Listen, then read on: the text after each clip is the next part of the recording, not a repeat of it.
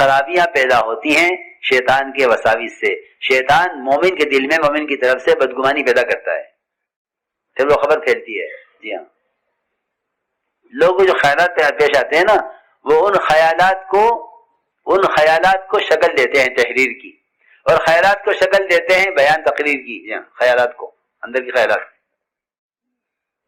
جی ہاں، وساوس ہوتے ہیں شیطان کے، پھر ان کو تحریری شکل دیتے ہیں.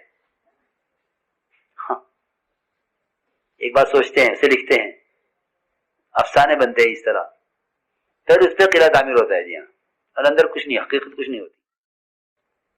یہ قصے ہیں تاریخ میں اور سیرت میں آئندہ کام کرنے والوں کو راہ بتانے کے لیے، ان کی حفاظت کے لیے، ان کی اجتماعیت کے لیے. یہ واقعات ہمارے لیے سنگ میل کی طرح ہیں. میں آپ کو سناتا ہوں قصہ. حضور اکرم صلی اللہ علیہ وسلم نے ایک صحابی کو بھیجا کہ جاؤ اور بنو مستلق سے زکوٰۃ وصول کر کے لاؤ.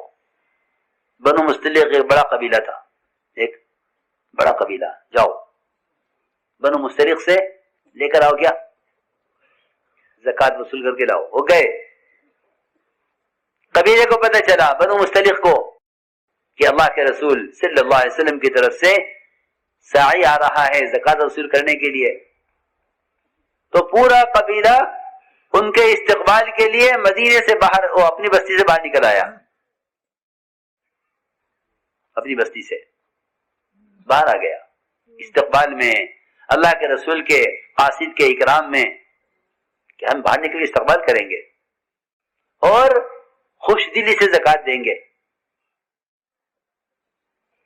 یہ بات یاد رکھنا کہ جب ایک مجموعہ تیار ہو جائے گا دین کی دعوت کو عالم میں لے کر پھرنے کے لیے، اور امت کا ایک طبقہ ایسے تیار ہو جائے گا جس میں اللہ کے فرائض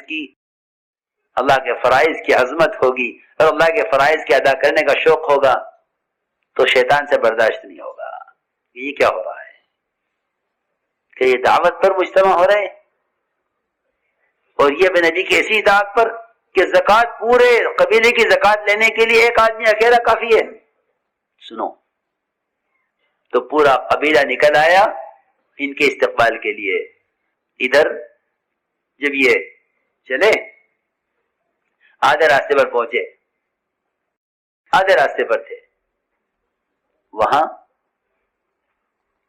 ایک منافق ملا. کہاں جا رہے ہو؟ کہ جا رہے ہیں زکوٰۃ وصول کرنے کے لیے، اللہ کے رسول نے بھیجا ہے. فرمایا تمہیں حقیقت معلوم بھی ہے کیا ہے وہاں کیا ہو رہا ہے؟ کیا بات ہے؟ کہ بات یہ ہے کہ پورا قبیلہ اپنی بستی سے باہر آ گیا ہے تمہیں قتل کرنے کے لیے. جی ہاں، اور پورے قبیلے نے زکوٰۃ دینے سے انکار کر دیا ہے. یہ خبر راستے میں ایک منافق نے صحابی کو دی. آپ غور کریں، کتنی الٹی بات، کتنی الٹی بات. وہ باہر نکل کر آئے ان کے استقبال میں، یہ منافق کہہ رہا ہے وہ باہر نکل کر آئے ہیں آپ کو قتل کرنے کے لیے. یہ صحابی گھبرا گئے، اکیلے، ادھر پورا قبیلہ. خبر ہے ایک، چلو واپس، وہیں سے واپس ہو گئے. واپس ہوئے، آ کے عرض کیا کہ یا رسول اللہ، آپ نے مجھے بھیجا تھا بنو مستلق کے زکوٰۃ کی وصولیابی کے لیے، اور وہ تو پورا قبیلہ میرے قتل کرنے کے لیے بستی سے باہر نکل آیا ہے، اور پورا قبیلہ زکوٰۃ سے انکار کر رہا ہے. زکوٰۃ سے انکار تو ارتداد ہے، زکوٰۃ کا انکار کرنا تو ارتداد ہے. مشورہ ہوا کیا کرنا چاہیے؟ جی ہاں، مشورہ ہوتے ہیں نا خبر پر، یہ خبر آئی، بیٹھو مشورہ کرو. مشورہ ہوا. مشورے میں سارے صحابہ نے اتفاق کیا اس پر کہ راتوں رات حملہ کیا جائے اس قبیلے پر اور سب کو قتل کر دیا جائے. سوچو، راتوں رات حملہ کرو اور ان سب کو قتل کر دو، ایک کو بھی نہ چھوڑو، کیونکہ دو گناہ کیے ہیں. ایک اللہ کے نبی کے قاصد کو قتل کرنا چاہتے ہیں، اور دوسری گناہ یہ کہ زکوٰۃ کا انکار کر رہے ہیں. یہ ایک آدمی کی خبر پر ہوا سب، ایک آدمی کی خبر، ایک منافق کی خبر پر. تو ابھی یہ عمل کرنے ہی جا رہے تھے کہ حکم آ گیا اللہ کی طرف سے. اگر کوئی منافق تمہارے پاس کوئی خبر لے کر آئے، تمہیں چاہیے تحقیق کر لو.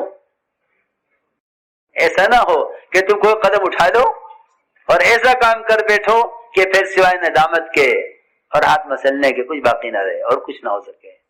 تو میں نے عرض کیا کہ شیطان کا کام یہ ہے کہ وہ دلوں کے اندر مسلمانوں کی طرف سے کہ مسلمانوں کے آپس میں وہ وساوس پیدا کرے گا کہ جس سے آپس میں نا اتفاقیاں پیدا ہوں، آپس میں جھگڑے ہوں، دوریاں پیدا ہوں.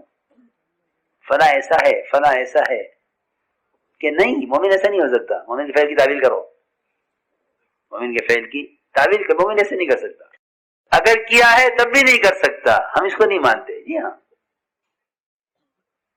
میرے دوستو عزیزو، فرماتے تھے اس کام کی حفاظت اپنے گھر کی جوان لڑکیوں سے زیادہ کرو. ہوگی غلطی لڑکی سے، کوئی کہے گا، باہر نکل کے اعلان کرے گا کہ میری لڑکی نے زنا کر لیا ہے. جی ہاں سنو، ایسا کوئی کرے گا؟ میری اولاد ہے، میں کیسے کہہ دوں؟ ہو یا غلطی چھپاؤ. خاندان سے چھپایا جاتا ہے، لڑکی کی کمی کو خاندان سے چھپایا جاتا ہے. اس کا مستقبل کل اس کا مستقبل ہے، اس کا کیا ہوگا؟ زندگی برباد ہو جائے گی. ہاں حضرت عمر کے زمانے میں ایک لڑکی سے زنا ہو گیا اور زنا بھی ہو گیا اور اس کا کنوارا پن ختم ہو گیا. وہ تو لڑکی ہے، کنوارا پن تو ایک دفعہ میں ختم ہو جاتا ہے. ختم ہو گیا اس کا کنوارا پن، لڑکی میں عیب ہو گیا.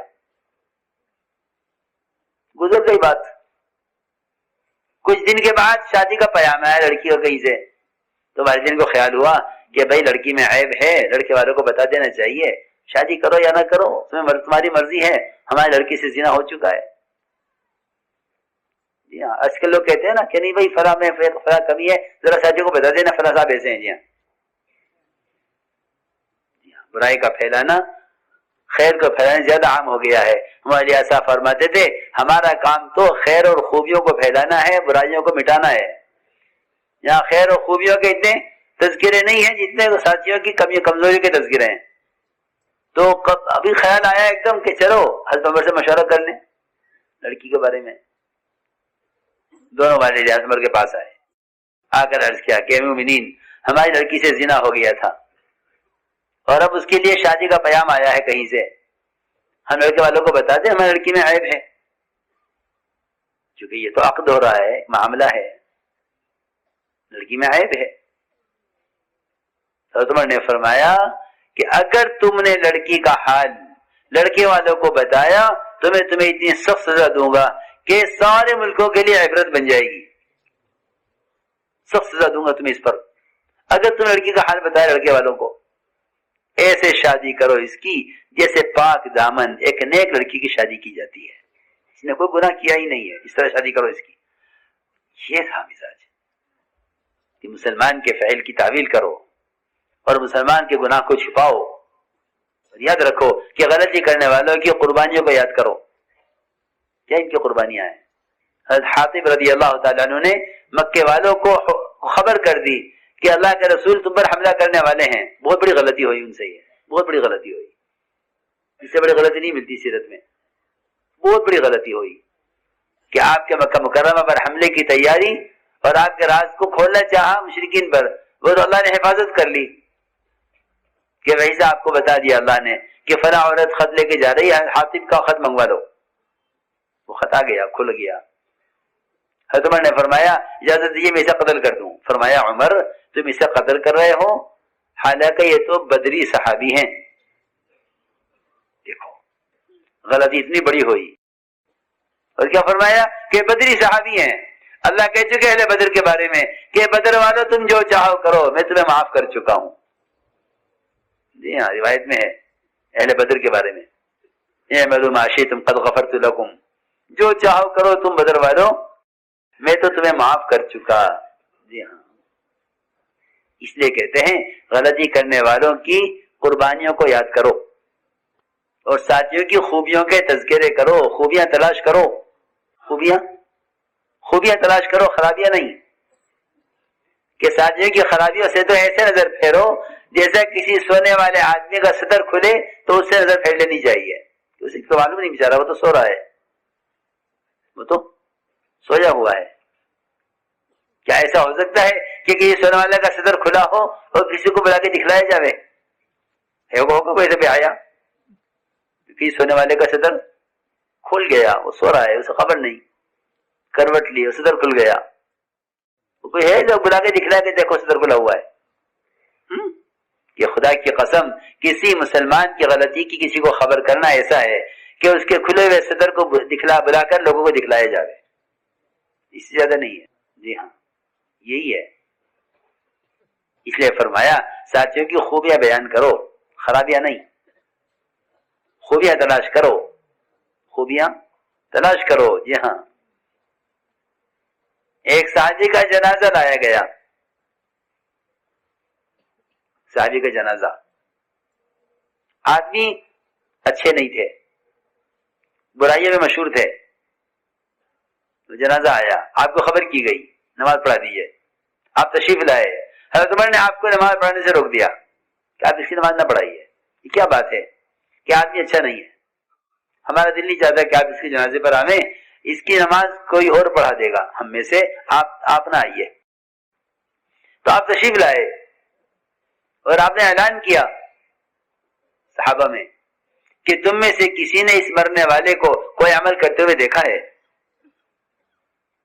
ایک صحابی نے عرض کیا کہ ہاں یا رسول اللہ، اس مرنے والے نے ایک موقع پر اللہ کے راستے میں پہرا دیا ہے بس.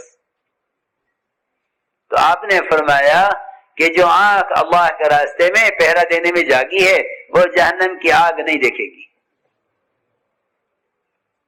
یہ خوبی اعلان کر کے تلاش کی گئی.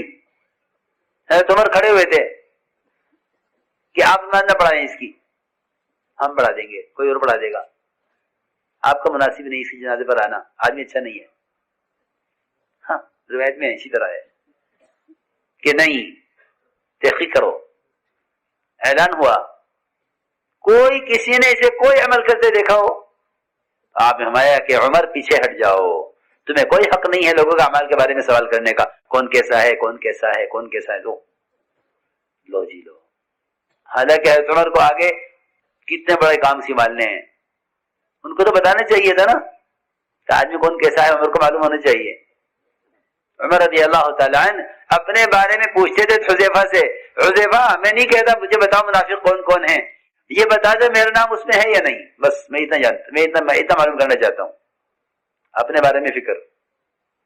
ہاں یہ نہیں مجھے بتاؤ منافق کون کون ہیں تاکہ میں ان کی خبر لوں، میں ان کو سیدھا کروں یا میں ان سے ہوشیار رہوں، کچھ نہیں. ہاں یہ نہیں فرمایا کہ حذیفہ مجھے بتاؤ منافق کون کون ہیں، کیونکہ راز کی بات ہے، اللہ کے نبی ہیں، جانتے ہیں، تم جانتے ہو منافقین کو، مجھے بتا دو.